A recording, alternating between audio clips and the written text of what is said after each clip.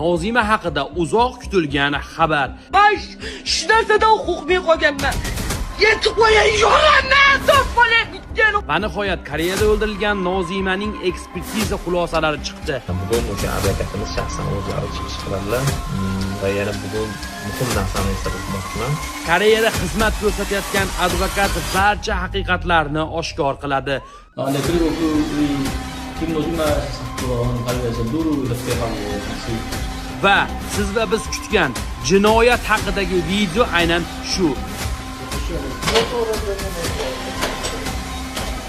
Aziz vatandoshlar, bilasizlarki, Koreyada o'ldirilgan Nozima haqida ko'plab muxlislar, ko'plab insonlar, ko'plab fuqarolar qayg'uda edi.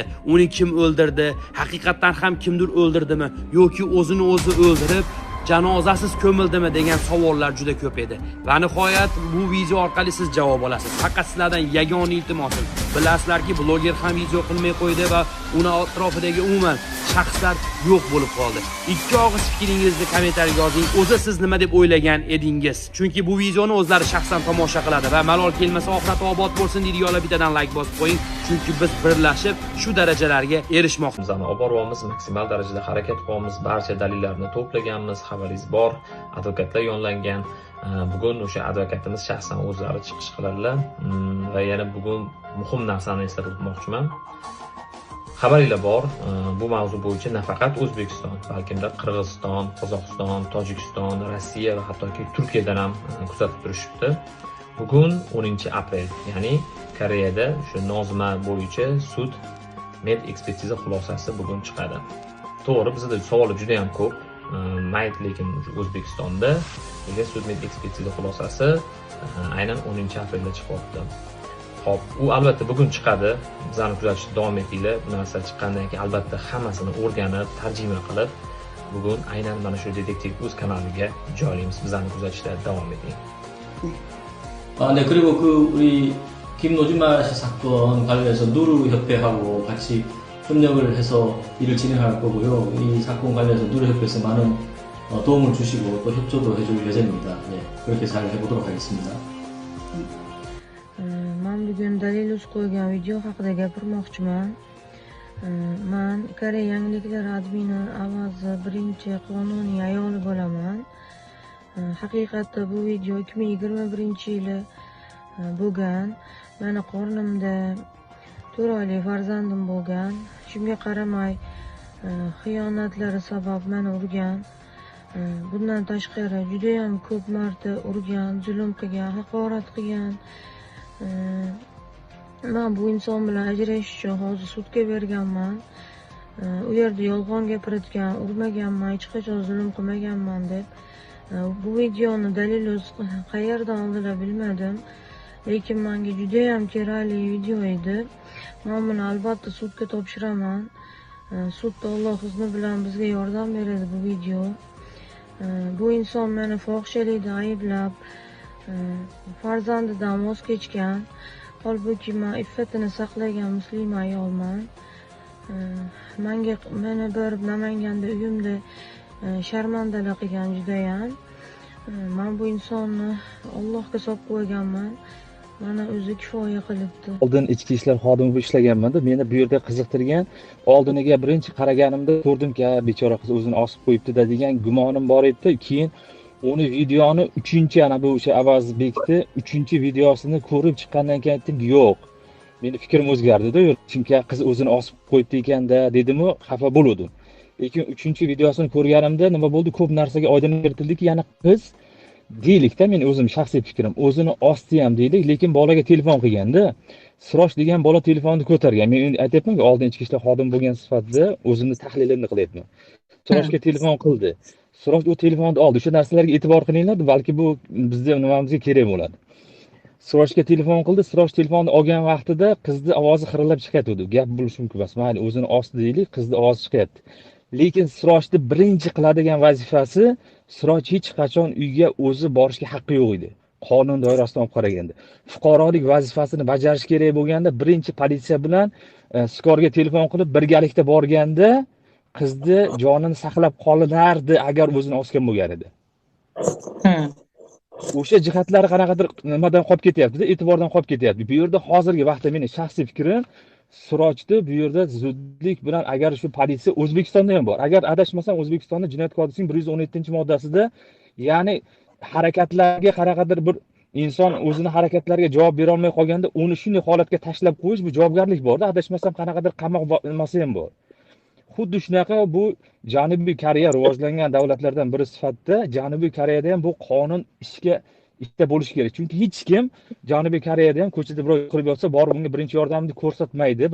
Birinchisida nima qiladi? Harakat qiladiki, politsiya bilan skor chaqirishga. Hozir bu yerda o'sha narsa 3-videoni ko'rganimda menda ko'p narsa tahlillar kelib chiqyapti-da. Ya'ni bu yerda hozirgi agarda qonun ishlasa Koreyada, birinchi navbatda buni hozir Surojni ushlab qamagandan keyin ko'p ma'lumotlar ochilib ketadi bu yerda. Hozir kimdir qamoqqa kirish kerak-da. Shunaqa. Sabab nimaga? Befarqligi uchun deyapsiz-da, to'g'rimi? Mayli Befarqlik qilgan, sovuqqonlik qilgani uchun deyapsiz. Juda to'g'ri gapiryapsiz. Mayli bu yerda deylik o'zini jahl ustida ham osib qo'ydi deylik, lekin uni vazifasi uni oldiga kirib borish emas edi. Eshikni kodlarigacha terib kirib boryapti-ku, noto'g'ri narsa bu yerda.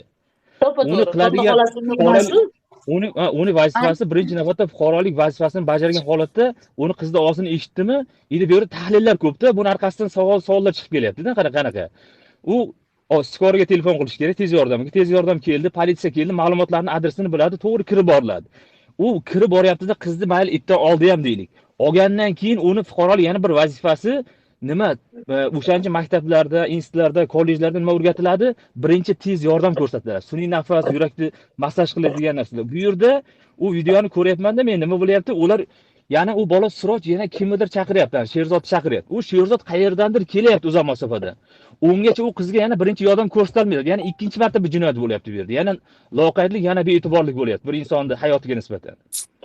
Uchinchi martasiga bordi. Aka, sizga ma'lumot uchun bitta narsani aytib o'taman. Rahmat e'tibori uchun. Bilasizmi, u xonada hech qachon militsiya kelmagan. Dalil o'z shuni aytib ta'kidlab o'tdilar. U yerga militsiya chaqirilmagan, u yerga militsiya umuman kelmagan. Ammo lekin keldi deb ko'rsatgan xalqga. Kelmagan 100%. O'shaning uchun men fikrimni tushunyapsizlarmi? Bu yerda nimani ko'tarish kerak? Birinchi navbatda fuqaro agarda shunaqa deb talqin qilinayotgan bo'lsa, fuqaro, men hozir bu yerda u qizni mayli uni hayotiga qaralmaymiz, bu inson sifatida qaralyapmiz. Hamma erkak ayol teng huquqli. Teng huquqli bo'lgandan keyin ayolda o'sha huquqlari bor edi, erkakning ham huquqlari bor edi, majburiyatlari bor edi. Bu yerda majburiyatini shu holatda bo'ldi ham deylik.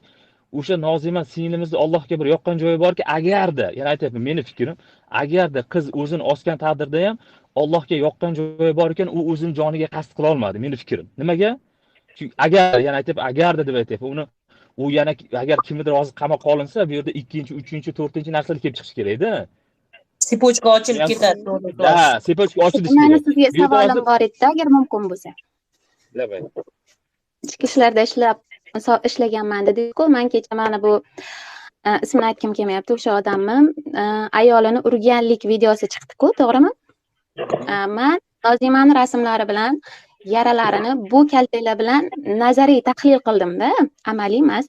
Lekin xuddi o'shanaqa kaltalar Nozimada ham bor-da, o'shanaqa izlar. Siz baribir amaliyotda ko'p bo'lgansiz. O'shaning uchun shuni sizga savol. Avtori bitta deng. Meni nazdimda bu nazariy. Yo'q, endi buni men unga qaratmoqchi emasman. Biz hozir bu nimaga qaratamiz? Oilaviy u o'zi shaxsiy javobini beradi. Agarda shunaqa qiladigan bo'lsa, yo'q, men ularning oilasiga aralashmoqchi emasman. O'shanaqa xuddi o'shanaqa zarbadan Nozimada jarohatlar bor, lab yorilishi, bosh yorilishi, xuddi o'shanaqa bo'yindan ushlab turib boshiga zarba berish o'ng qo'lda. U bir xil demoqchiman. Yo'q, men uni avval tarafda hech qanaqa nimaga keltirmoqchi emasman, lekin bu yerda o'sha videolarda Sherzodning gapi bor ediki, ya'ni nima? O'sha detektiv o'zimi, tahlil o'zimi o'sha bergan savolida nima bo'ldi? Sizlar urushganmisizlar deganda aytdiki, biz bo'g'ishib turgan holatimizda bunaqa holat bo'lmadi dedi-ku.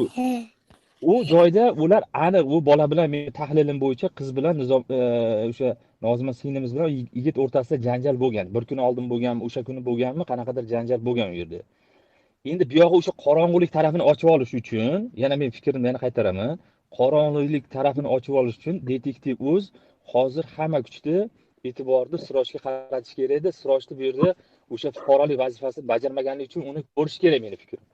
Agar u bitta inson yerda nima qilinsa, o'zi keyin sepochka bo'lishi kerak, taxminan. Uni bir tarafdan Savolim bor edi.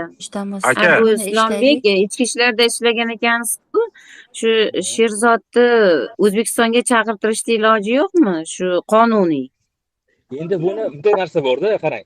O'zbekistonda ham shunaqa narsa borki, O'zbekistonda ham deylik bir Samarqandda jinoyat sodir bo'ldi.